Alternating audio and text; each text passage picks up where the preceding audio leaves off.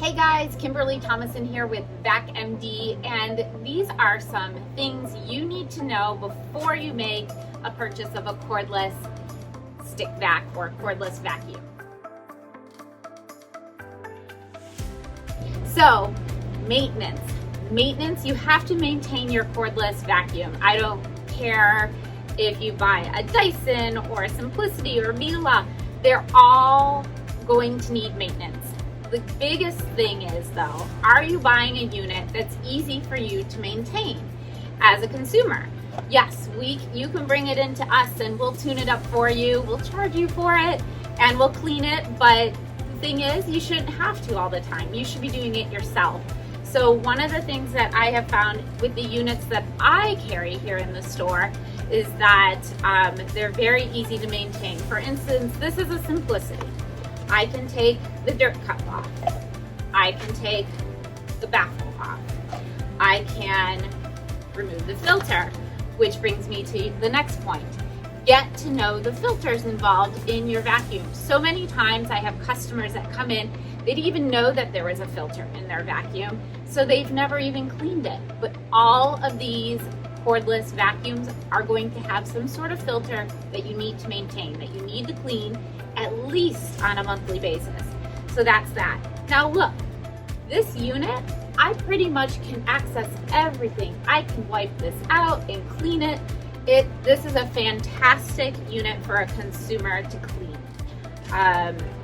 Miele also has a fantastic unit for consumers to clean. And then I have a ReadiVac next to me. It's a less expensive unit and also easy to clean for you as the consumer. Which brings me to this last one over here. I don't sell these. And the reason for that is they are not easy for you to clean. So once I open this, you can take this apart. However, that's as far as you can go. There is so much dust and dirt. Wait, there's a filter here. Filter. This needs to be cleaned so often. This is the one that we get in all the time that people are like, I didn't even know this was here. This needs to be cleaned. But you can see I can't get all the way in here. There is dust and dirt sticking inside all these cyclonic doodads, and I can't get in there to clean it. Well, we can, but you can't. You would have to take apart a ton of little tiny star screws. So, torque screws, sorry. So that bothers me. That reduces your suction. That holds odors. That reduces your performance. It's not ideal. Although this one, you can take the bottom off, which a lot of customers did not know. And it does come apart here, so you can rinse this off. But this has a lot of electronics in it, so you want to be careful when rinsing that off. And so yes, but again, get to know your filters, make sure you're washing your filters, just leave that there. Replacing your filters all the time. Let's see what else. Cleaning it. Oh, these should not be your only vacuum. I've had a couple customers tell me, oh yeah, I need it back because my cleaning ladies come in.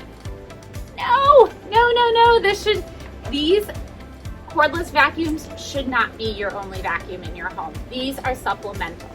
Yes, you might use them every day, but when it's time to do deep cleanings, you should have a full-size vacuum, whether it be a canister, a central vac, or an upright. These are not meant to be the only vacuum in your home. And if it is, your vacuum's not gonna last as long. And your flooring and surfaces are not going to be maintained as well. Why? Because these aren't as powerful as a full-size corded vacuum. Some things to consider, some features. Does it stand up on its own? You see some lovely units here to my right, standing on their own. Well, actually this one's really not standing on its own, but it can balance on its own, which is nice. Now, Simplicity, Dyson, they don't stand on their own. So you're vacuuming, you decide to put the vacuum down for a second to do something else, you're literally going to put it down on the floor. I've put mine down on the floor and then kicked it. It does not feel good. So now I have a Miele. Miele has a design where it stands up on its own. And the other thing it does, you don't have to hold the trigger to keep, poor Dyson, to keep it going. Now this one has a trigger, but they made a great feature where I can hold it, press the trigger, and keep going, and I don't have to hold the trigger as well. So everything we carry in the store, you don't have to hold a trigger. Price and warranty. I'd love to say, I usually say you get what you pay for, and I'd love to say you get what you pay for in stick vacs, but you can pay a lot of money for a certain brand of vacuum and you're not necessarily getting the quality behind it. So be careful. Just because you're paying more doesn't mean you're getting better quality necessarily. However, the vacuums I have in the store, I feel that's the case. So we have a ReadiVac. It's a great vacuum. It's $150. The quality is obviously not as good as a Miele, which ranges from $4.99 to $7.99, but it is a decent vacuum. It picks up well.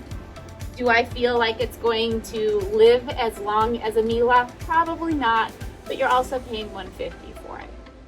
So that makes a difference. And then you're getting a 1-year warranty on your ReadiVac, whereas Miele's and you're getting 2 or 3 years.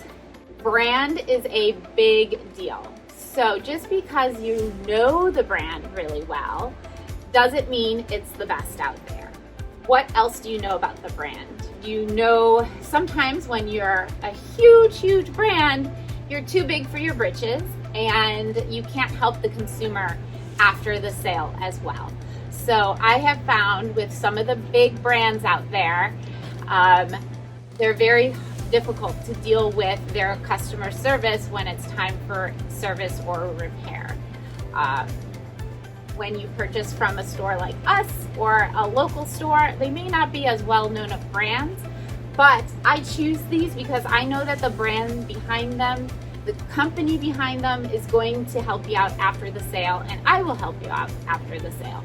So I realize not everybody has a local store near them to go ahead and purchase a vacuum from, but think about the brand. And you can purchase from a local store online, or you can call them up, and I'm sure they should be happy to ship to you. And then you can deal with an actual person in the future, in a store in the future, versus an 800 number and a company. One more thing, something to look for when purchasing your cordless vacuum is the cleaner head that it comes with. Number one, I kept this hair on it because this cleaner head is part of your maintenance. It's going to happen.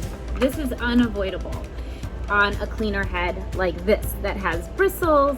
And these with the bristles are best for your carpet.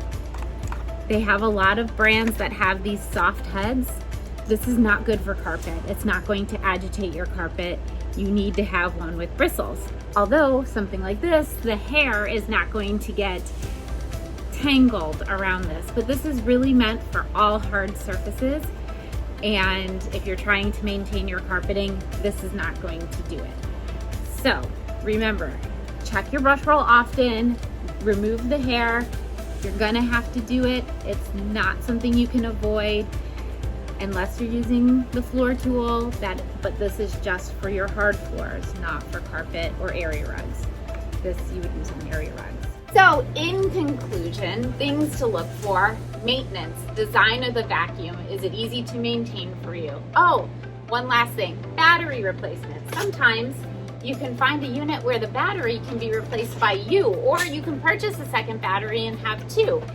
Not the case on Dyson, not the case on ReadiVac, but Miele, Simplicity, those you can definitely replace the battery if you wanted to. Don't forget to care and clean for your unit. Don't forget to check the warranty, check the company, maybe call a local store. And again, as always, if you have any questions, go ahead and text us or call us, email me. Please like our video and subscribe so that you can see more in the future. We appreciate you all for watching and have a great day.